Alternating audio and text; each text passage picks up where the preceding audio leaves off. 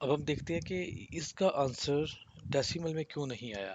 ठीक है, 41 divided by 3 answer decimal में आना चाहिए था। तो याद रखिएगा, जब भी आपने डेसिमल के अंदर आंसर लेना है तो वो हमेशा आपका फ्लोट वेरिएबल होगा, वो डेसिमल में आपको आंसर देगा, डबल होगा। यानी कि आपकी जो डाटा टाइप है वो भी डेसिमल होनी चाहिए अगर आपने आंसर डेसिमल में लेना है। ठीक है, this is important point. Sometime क्या होता है, आपको आप ये कह रहे होते हैं कि रिजल्ट आपका, कई ऐसे प्रोग्राम होते हैं जहाँ पे डेसिमल बहुत मैटर करता है। अभी देखें 13.6667, ये इसका रिजल्ट आ गया।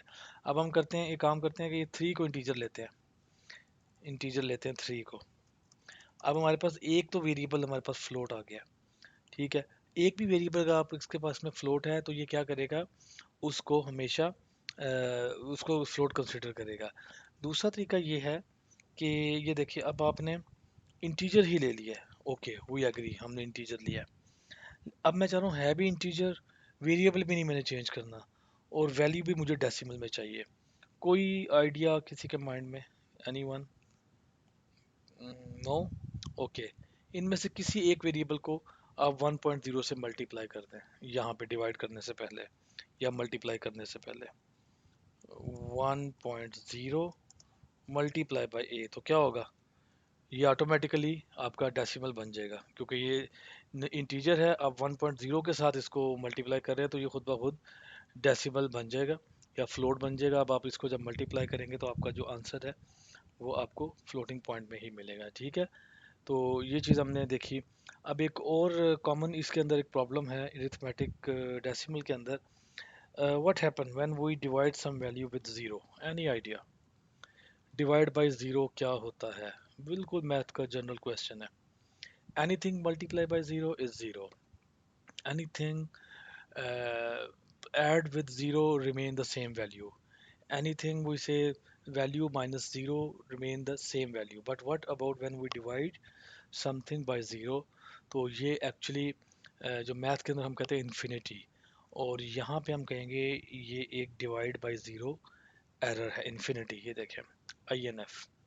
तो जब भी आप डिवाइड बाय ज़ीरो करेंगे तो ये इन्फिनिटी है। कई लैंग्वेजेस इसको जो है वो एरर देती है, that error is called divide by zero. Java इसको डिवाइड बाय ज़ीरो एरर देता है। ठीक है, मैं अब आपको यही program same as it is कुछ नहीं करूँगा, जस्ट डिवाइड करके जावा के अंदर अगर आप इसको करें, आपको ये प्रोग्राम मैंने यानी कि जावा का कंपाइलर आपको मैंने बताया होगा कि हम यहीं से अपने जावा के प्रोजेक्ट पे चले जाएंगे। Let me see, and we say this output here, I paste it. मेरा कोई एरर नहीं आएगा क्योंकि इसमें भी सेम ही डाटा टाइप है। अब हम इसको डिवाइड करने की कोशिश करते हैं, तो देखिए जावा हमारे साथ क्या करता है। तो मैं इसको तीसरे वेरिएबल में ले लेता हूँ, आई से दैट, या इसी में लेते हैं, सिस्टम आउट प्रिंट। ठीक है, तो ये लैंग्वेज टू लैंग्वेज वेरी करता है। ए डिवाइडेड बाई बी, तो अब हम देखते हैं, रन करते हैं इस प्रोग्राम को। Variable already defined, sorry a already defined, मुझे वेरिएबल का नाम चेंज करना पड़ेगा। I say x divided by y, x y. ठीक है, ये भी हमने ऊपर यूज़ किया हुआ है। तो x divided by y and we run it. तो जावा आपको एक एक्सेप्शन थ्रो करेगा जब भी ये इसकी पारी आएगी इस लाइन को एग्जीक्यूट होने की, अरिथमेटिक एक्सेप्शन बाय ज़ीरो। ठीक है, ये आपने याद रखना है, कई लैंग्वेज आपको एक्सेप्शन थ्रो करती हैं, और जो हमने लास्ट हमने अपना प्रोग्राम किया है ये हमें क्या कहता है, इन्फिनिटी देता है। एक्चुअली है भी है ये भी एरर, तो ये इसके बाद प्रोग्राम टर्मिनेट हो जाता है, ये याद रखिएगा। तो इसका ये मतलब हुआ कि डिवाइड बाय ज़ीरो आप नहीं कर सकते, एक जनरल मैथमेटिकल प्रॉब्लम है। अच्छा, अब दूसरी बात, हम इसको किसी वेरिएबल में भी असाइन कर सकते हैं इस वैल्यू को। Float answer is equals to, answer is equals to this one, यही वाला, ये काम हम कर सकते हैं। कंट्रोल एक्स, यहाँ आंसर लिखेंगे and we say this thing here. तो अब आपका ये भी एक वैलिड एक्सप्रेशन है। इन्फिनिटी ठीक है, बिल्कुल यही हम कह रहे थे। अब यहाँ पे अगर मैं ये काम करता हूँ, डिवाइड बाई 10, तो यहाँ पे इसका आंसर 4.1 आ गया है। ठीक है, आगे थोड़ा सा और हमारा इसके ऊपर एक्सप्रेशंस के ऊपर चीज़ें रहती हैं।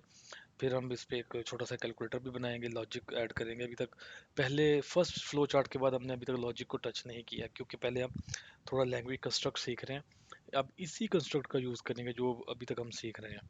ठीक है, कोई फर्दर हम आगे नहीं जाएंगे कि कैसे हम फर्दर अपनी लॉजिक बिल्ड करते हैं। बट अभी हमारे पास कोई थोड़ी सी छोटी छोटी चीज़ें मौजूद। अब देखिए, अभी तक जो हमने किया है वो वही चीज़ें, हम उनको ज़रा थोड़ा सा प्रैक्टिकली और फर्दर देख रहे हैं कि हम इसके साथ क्या कुछ ऑपरेशन कर सकते हैं। अभी थोड़ा सा हमारा अरिथमेटिक के ऊपर काम बाकी है। Let's see in next clip.